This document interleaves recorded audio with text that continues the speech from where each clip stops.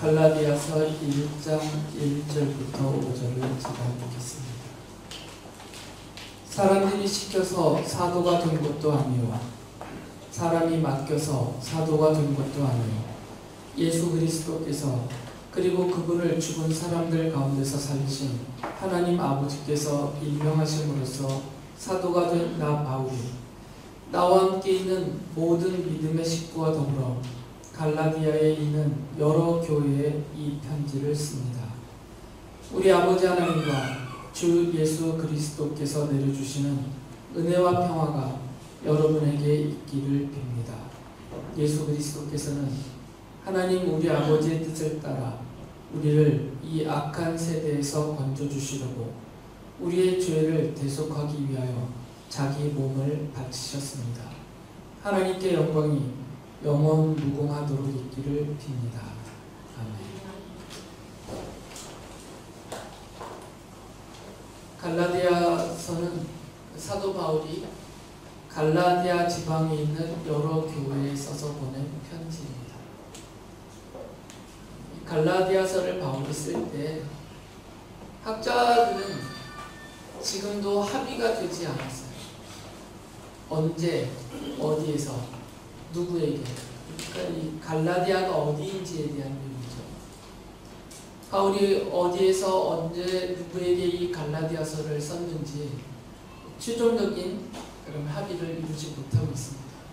지금도 계속해서 심한 논쟁이고 서로에게 변론과 반론을 제기하기 때문에 이 갈라디아서의 서론 부분을 누구도 단정하여서 바울이 어디에서 언제 누구에게 썼다 이렇게 말할 수가 없습니다. 물론 전통적으로 받아들여진 내용들은 있어요. 기록자인 이 갈라디아서의 기록자 저자인 바울에 대해서는 이견이 없습니다. 이것은 바울이 썼다라고 거의 모든 학자들이 다 동의를 해요. 근데 언제 썼는지, 바울이 1차 선교여행을 마치고 돌아와서 2차 선교여행 떠나기 전에 썼는지, 아니면 2차 선교여행 중에 어느 곳에서 썼는지, 아니면 3차 선교여행 마치고 썼는지 여러 가지 견해가 있습니다. 무엇이나 딱 단정하기 어렵죠. 그리고 학자들에 따라서 안디옥에서 썼다는 분이 있고 마케도니아에서 썼다는 분이 있고 또 에베소에서 썼다는 분도 있고 그래요. 그리고 가장 큰 합의가 되지 않는 부분은 도대체 이 갈라디아가 어디냐예요. 갈라디아는 크게 두 가지로 구분이 되거든요. 프랑스 지역에서 거주했던 골이라는 족이, 그 사람들이 지금의 튀르키예까지 이주해 와서 그 지역에 분포하여 살았어요. 그 지역이 지금의 튀르키예 남쪽 부분이거든요. 그래서 거기에 모여 살고 있는 사람들을 갈라디아 사람들이라고 불렀습니다. 오래전부터. 그런데 이 지역이 로마가 정복을 하고 나서 로마 제국이 그 지역 전체를 갈라디아라는 주로 만들어서 총독을 보내서 통치하기 시작했어요. 그 갈라디아 총독이 지배하던 갈라디아라는 그 주는, 그 성은 남쪽, 튀르키예 남쪽 갈라디아 사람들이 살던 그 지역만을 말하지 않고 저 북쪽까지 범위가 넓어져서 흑해 연안까지 큰 지역을 갈라디아 성, 갈라디아 주라고 불렀거든요. 그러니까 바울이 갈라디아에 있는 여러 교회에 편지를 썼을 때 이 갈라디아 사람이라고 불려진 요 사람들이 머무는 지역에 있는 교회들에게 보냈는지, 아니면 이 갈라디아서 쓸 때는 로마가 지배하던 시대니까 로마의 행정구역인 갈라디아 지역 전체에 흩어져 있는 교회에 썼는지 아무도 알 수가 없어요. 학자마다 다 견해가 다르기 때문에. 그래서 우리가 어떤 게 맞는지, 어디에서 언제 누구에게 썼는지 이걸 꼭 확정 짓고 싶어서 막 집중하고 그걸 연구하고 접근하는 것은 성도된 우리의 신앙과 우리의 경건 생활에는 크게 이익이 없습니다. 바울이 어디에서 썼든지 언제 썼든지 어느 지역에 있는 사람들을 대상으로 썼든지 간에 이 내용이 바울이 기록할 때 무엇을 말하려고 하는지, 그리고 교회와 성도들에게 무엇을 알려주려고 하는지 그 내용에 집중하는 것이 훨씬 더 현명한 접근이라는 것이죠. 그래서 굳이 학자들의 견해들을 일일이 열거해 드리면서 조목조목 따지는 그런 일은 제가 하지 않겠습니다. 그래서 몇 주간을 통해서 바울 사도가 갈라디아서를 통해서, 그리고 주님께서 바울을 시켜서 이 갈라디아서를 기록하게 하신 그 뜻이 무엇인지, 어떤 뜻을 갖고 어떤 것을 목적하여서 교회에게 이 편지를 써보냈는지 그 내용에만 더 집중하려고 합니다. 오늘 읽어드린 1절부터 5절까지는 전통적으로 바울이 편지를 쓸 때 그 편지를 받아보는 사람들을 향해서 말하고 있는 인사말에 해당이 돼요. 서론 부분이죠. 인사말에 해당이 되는데, 바울의 인사말은 그냥 잘 지내고 계십니까? 나도 평안히 잘 있습니다. 이런 단순한 안부를 묻고 전하는 그런 인사말이 아니에요. 다른 서신서에서도 마찬가지지만 바울은 그 인사말 안에 자기가 지금 누구에게 무엇을 말하려고 하는지를 이렇게 함축해서 짧게 그 안에 담아놓습니다. 그리고 인사말이 끝난 다음부터는 그것을 쭉 펼쳐서 차근차근 설명해 나가요. 그러니까 바울의 이 인사말인 1장 1절부터 5절까지 이 안에는 바울이 집중해서 말해 주려고 하는 것이 있어요. 이게 무엇이냐면 바로 교회란 무엇인가요? 1절부터 5절까지 안에 바울은 이 편지를 받아보는 갈라디아 지역에 있는 성도들에게 당신들이 교회로 모이고 있는데, 성도님 당신들과 당신들이 모이는 이 교회가 이런 것입니다 라고 짧게 이 안에다 내용을 담아보았어요. 크게 5가지를 이 인사말 안에서 말합니다. 교회란 무엇인지. 첫째는 교회의 기초가 무엇인지를 알려줘요.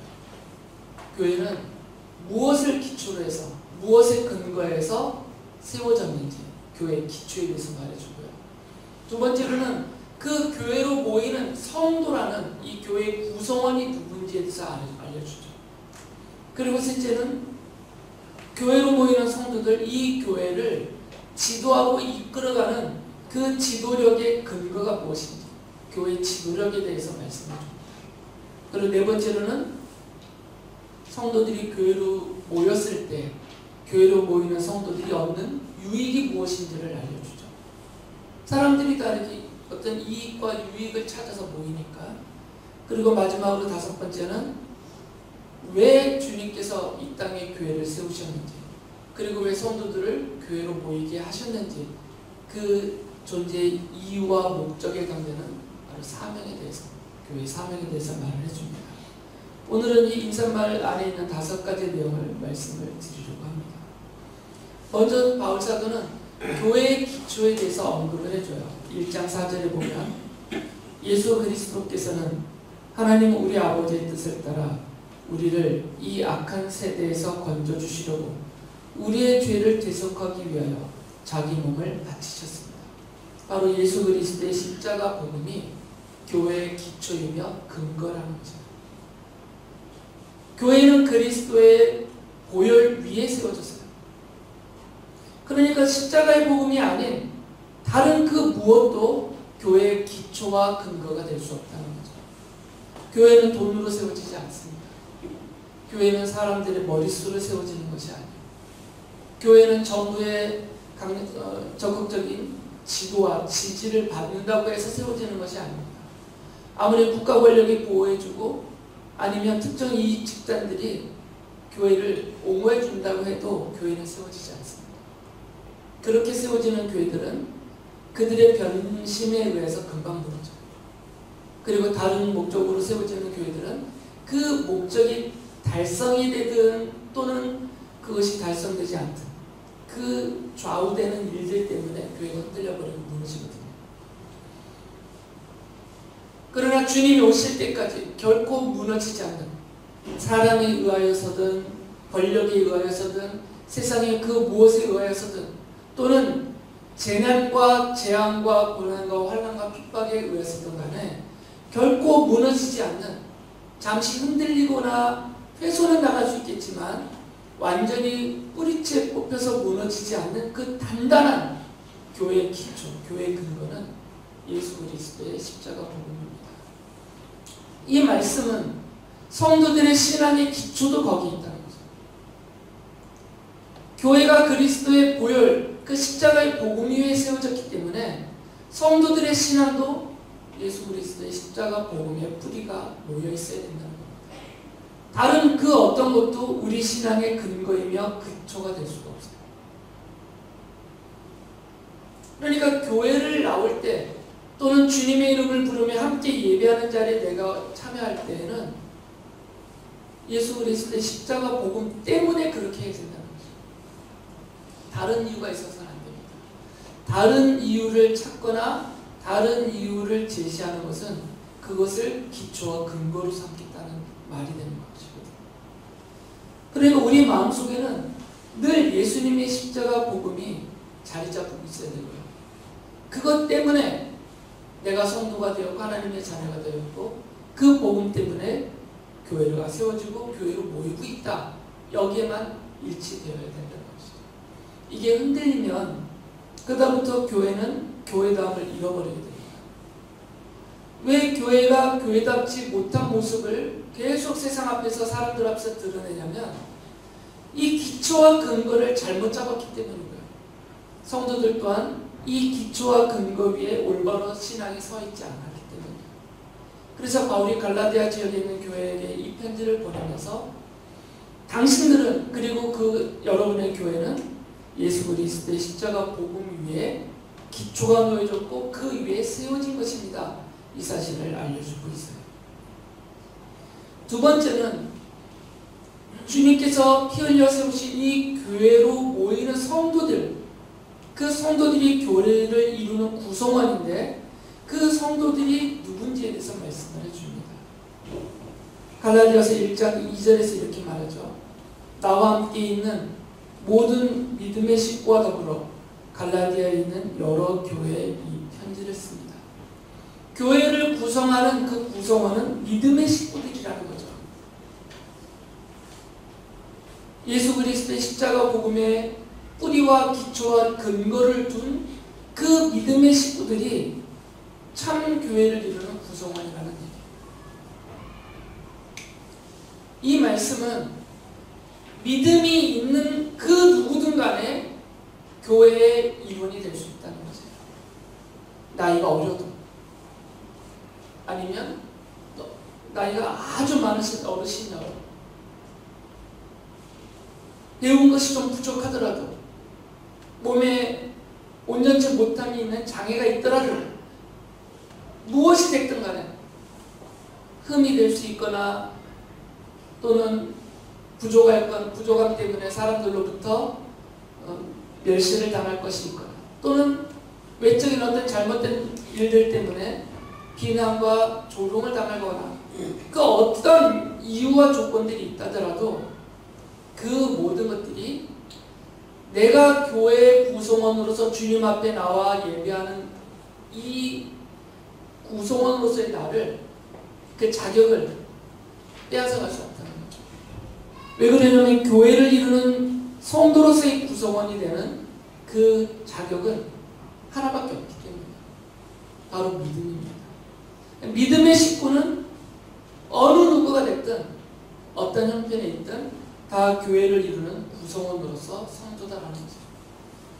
그러니까 바울이 이 편지를 보낼 때 누구를 대상으로 해서 이 편지를 쓰고 있냐면 그들의 사회적인 어떤 신분, 위치, 배경 이런 거 바울은 보지 않고 갈라디아 지역에 교회로 모이고 있는 이 믿음의 식구들에게 이 편지를 써보내고 있는 거죠. 그러니까 지금 믿음의 식구인 우리에게도 해당되는 말씀이라는 것이죠. 바울이 갈라디아서 3장 7절에서 이렇게 말합니다. 그러므로 믿음에서 난 사람들이야말로 아브라함의 자손임을 여러분은 아십시오.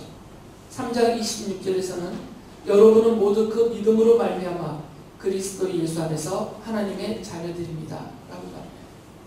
하나님이 아브라함을 택하시고 아브라함을 믿음의 조상으로 삼으셨어요. 그 말씀은 아브라함이 가진 그 믿음, 요 믿음이 하나님의 자녀가 되는 믿음이라는 것입니다. 그래서 아브라함에게서 시작된 하나님의 약속을 믿는 그 믿음을 계속 이어받는 모든 사람들은 아브라함의 믿음의 자손이고 바로 그들을 하나님은 하나님의 자녀들이라고 부르신다는 것이죠.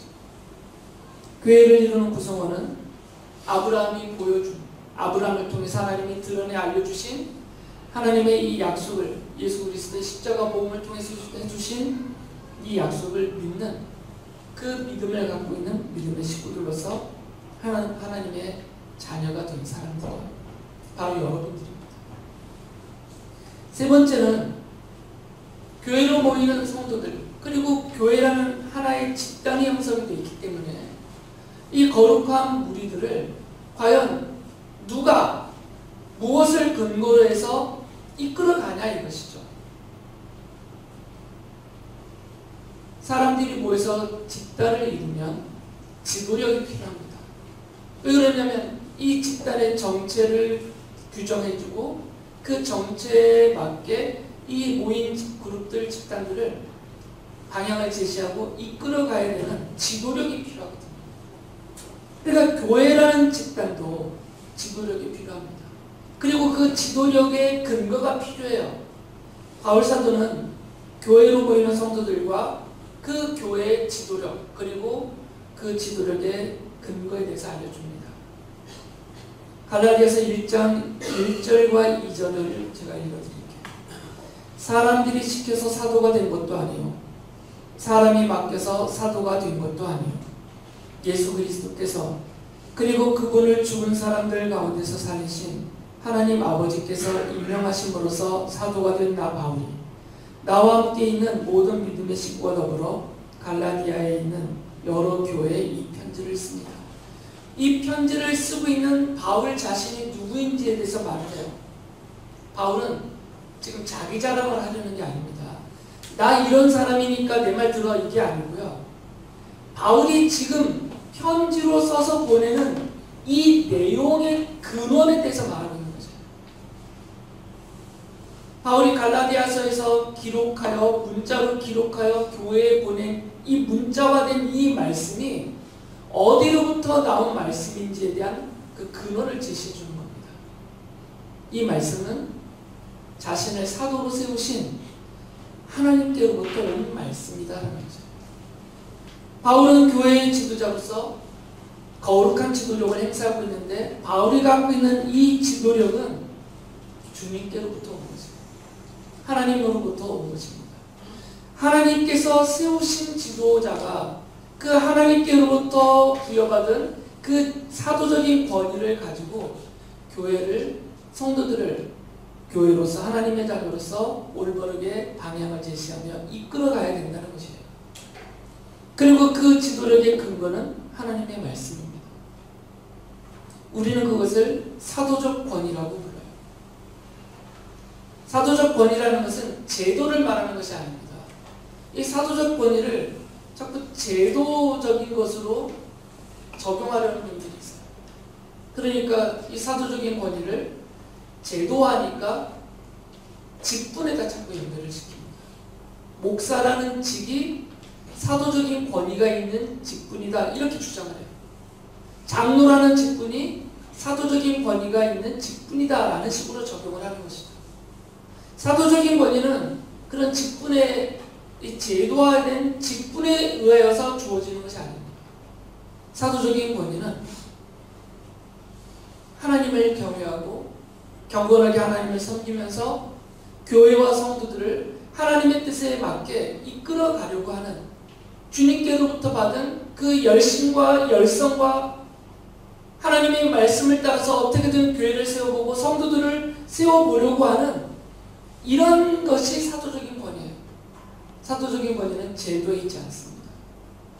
아무리 목사라고 해도 교회를 교회답게, 성도를 성도답게 주님의 말씀에 근거해서 주님의 뜻에 맞게 올바로 세우고자 하는 생각이 없으면 그 사람에게는 사도적인 권위가 없는 거죠. 그가 가르치고 선포하는 내용조차도 여기에 맞지 않는 것을 선포하고 가르치고 있으면 이 사람에게는 사도적인 권위가 없는 거죠. 들을 필요가 없는 겁니다. 계속해서 세상 이야기나 하고 우스갯소리나 하고 사회적인 현상에 대해서 정치에 대해서 이 강단에서 그것만 계속 전하고 있으면 그 사람은 사도적인 권위가 없는 사람이에요. 그런 사람은 듣지도 말고 따르지도 말아야 됩니다. 그러다가 망하기 때문에. 바울은 자기가 왜 이 1절, 2절에서 자신의 사도됨의 근거를 이렇게 길게 말하고 있냐면 자기가 써서 보내는 이 내용을 하나님의 말씀으로 받아들이게 하기 위해서. 사람들이 더 굴복하고 꼼짝 못하게 할 수 있는 그런 권위는 이런 사도적인 권위가 아니고요.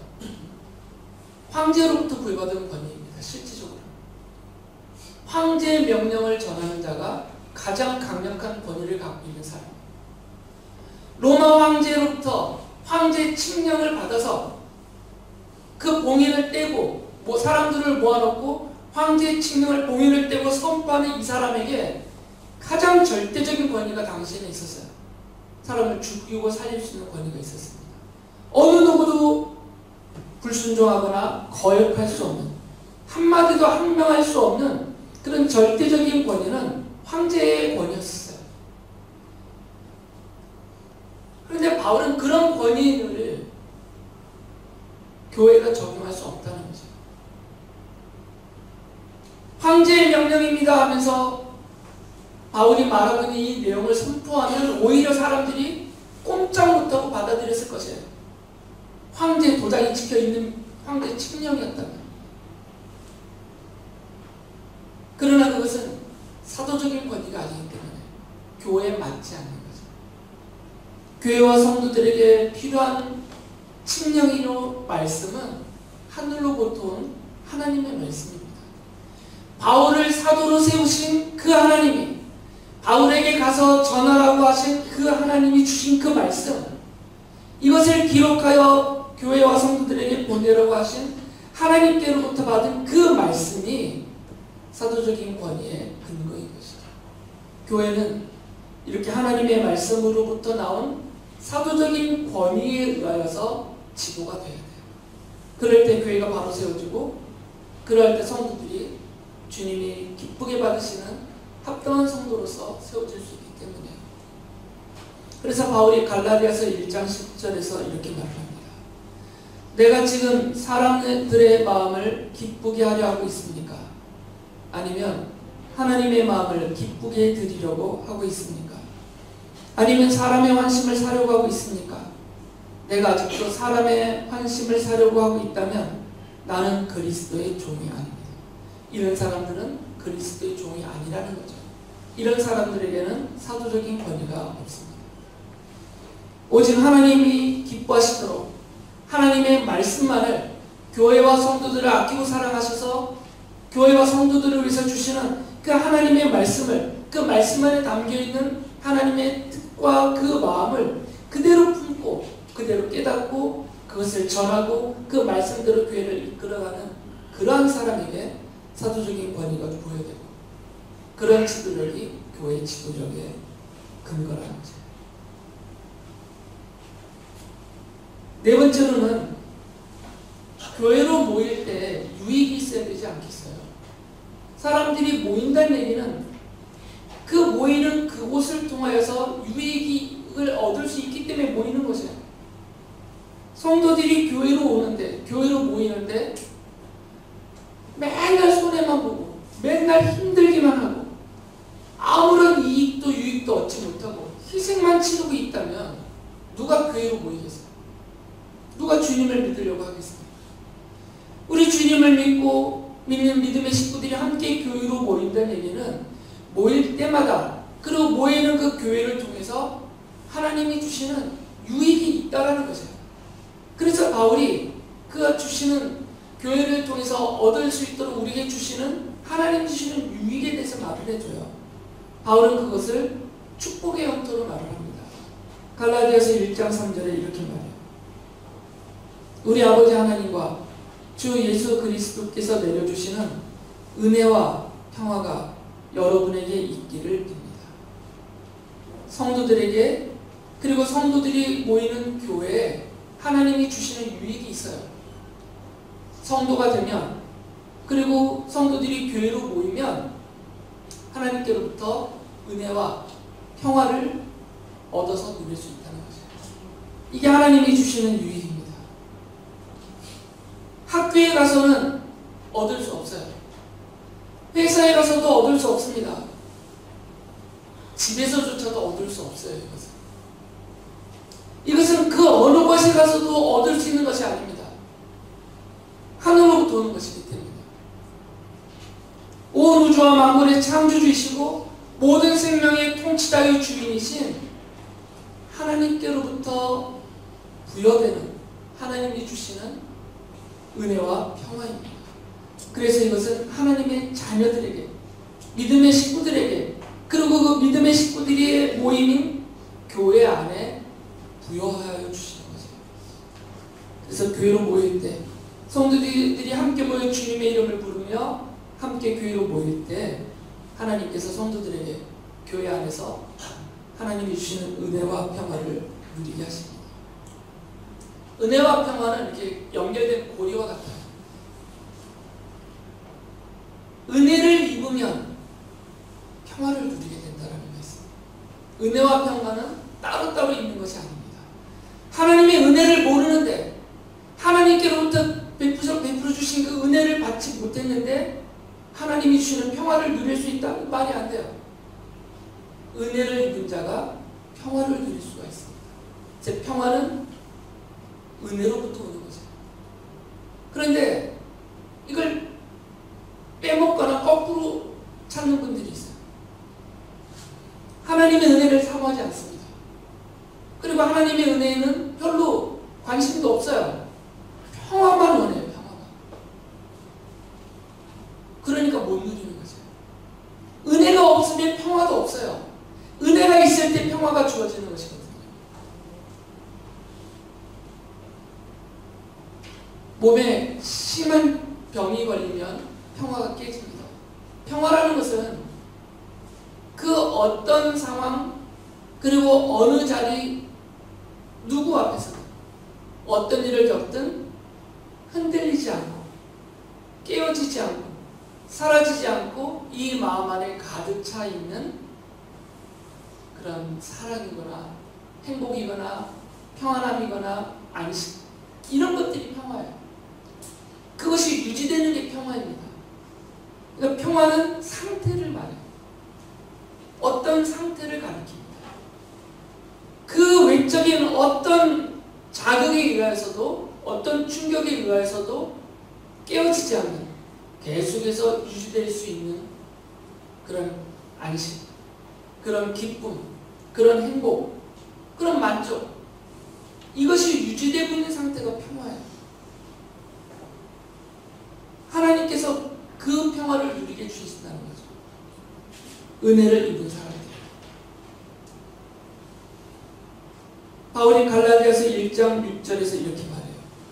여러분을 그리스도의 은혜 안으로 불러주신 분에게서 여러분이 그렇게도 빨리 떠나 다른 복음으로 넘어가는 데는 나는 놀라지 않을 수 없습니다. 바울은 성도들을 가리켜서 뭐라고 그러냐면, 하나님께서 그리스도 예수의 은혜 안으로 불러준 사람이라고 말해요. 그러니까 성도들은 하나님의 그 사랑에 의해서 그리스도의 은혜 안으로 불림받은 사람들이라는 거죠. 갈라디아서 5장 4절에서는 이렇게 말해요. 율법으로 의롭게 되려고 하는 사람은 그리스도에게서 끊어지고 은혜에서 떨어져 나간 사람입니다. 여기서 말하는 율법은 도덕적인 선행과 어떤 제도적이고 예의적인 그런 행함, 이런 것들을 말해요. 행위를 가리키죠. 행위와 은혜를 대비하고 있어요. 인간이 자기 자신의 행함을 근거로 해서 어떤 자격을 얻으려고 하고 자질을 갖추려고 하는 이런 것들은 은혜에 반대되는 요소라는 거죠. 이런 자세를 갖고 있는 사람들은 은혜를 깨달을지를 못해요. 그리고 그 은혜를 누릴 수가 없습니다. 은혜라는 것은 무엇이냐면 하나님의 부르심을 받는 거죠. 하나님께서 예수 그리스도를 통해서 우리를 불러주시는 것이 은혜예요. 그러니까 이 하나님이 우리에게 베푸시는 은혜는 예수 그리스도의 십자가 복음이 없으면 우리에게 해당이 안 돼요. 예수 그리스도의 십자가 복음을 통해서 우리를 불러주시는 것이 하나님의 은혜거든요. 그래서 그리스도의 은혜 안으로 불러주셨다는 표현을 쓰는 거예요. 십자가의 복음을 깨닫지도 못하고 믿지도 못하고 의지하지도 않는 사람들은 그래서 하나님의 은혜를 누리지 못하는 거죠. 그리고 그런 사람들에게는 하나님의 평화가 주어지지 않아요. 누가 하나님이 주시는 평화를 누리며 살 수 있는가? 하나님이 그리스도의 십자가 복음으로 나를 불러주셔서 하나님의 자녀로 삼아주셨다는 이 하나님의 부르심을 믿고 적극적으로 응답하고 그 부르심을 따라 살려고 하나님을 힘써 찾는 사람이 하나님의 은혜 안에 들어와 있는 사람이고 그 은혜를 누리는 사람이고 그 은혜 안에 머물러 있는 사람이에요.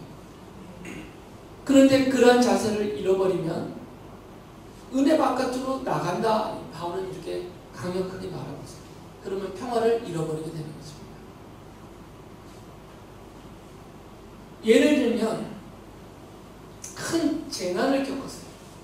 엄청 센 재난을 겪어서 정말 쓰러질 정도로 내가 낙심하여 쓰러질 정도로 너무너무 어려운 일을 겪었어요.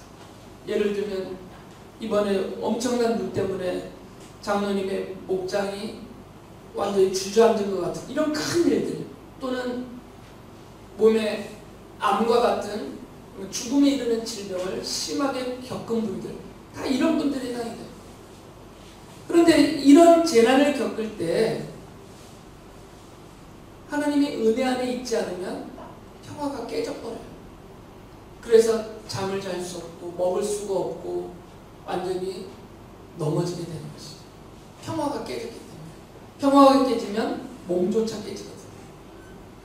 그런데 그리스도 예수의 은혜 안에 머물러 있으면 이 평화가 안 깨져요. 왜 그러냐면 나를 죄와 사망과 영원한 지옥 형벌에서 당신의 귀한 생명을 십자가에 내어주시면서까지 사랑을 베푸시고 나를 건져내어서 자녀로 삼아주신 그 하나님에 대한 그 십자가의 복음에 대한 믿음이 있으니까 그리고 이 은혜가 내가 주님 나라에 이를 때까지 영원토록 나와 함께 하고 있다는 것을 믿는 믿음이 있으니까 계속 그 믿음으로 이 은혜 안에 머물러 있는 거거든요.